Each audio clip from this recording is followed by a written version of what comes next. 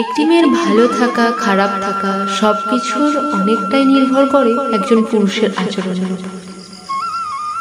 একটা মেয়ে যখন কাউকে ভালোবাসে তখন সে তার বুকের ভেতর লোকানো পৃথিবীটা খুলে দেয়। মনে সবটুকু বিশ্বাস, স্বপ্ন, হাসি, কান্না সবটা সঁপে দেয় সেই একজন পুরুষের হাতে। আর সেই পুরুষের হাতেই থাকে তার প্রতিদিনের সুখ কিংবা কান্নার চাবিকাঠি।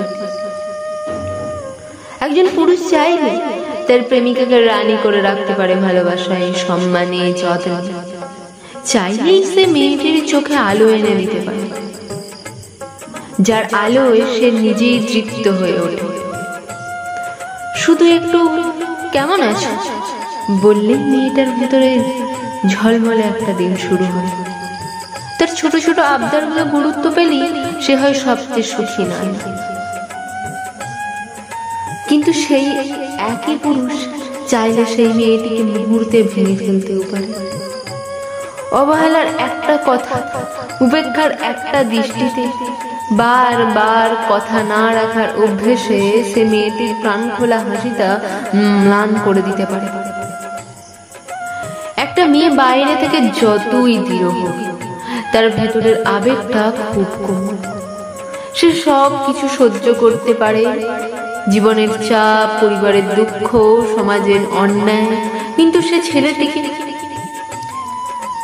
ভালোবাসে, তার অবহেলা সে নিতে পারে। সেই ছেলেটার একটা ভুল শব্দ, একটা উপেক্ষা তার হৃদয়ে ছুরি চালানোর মতো লাগে।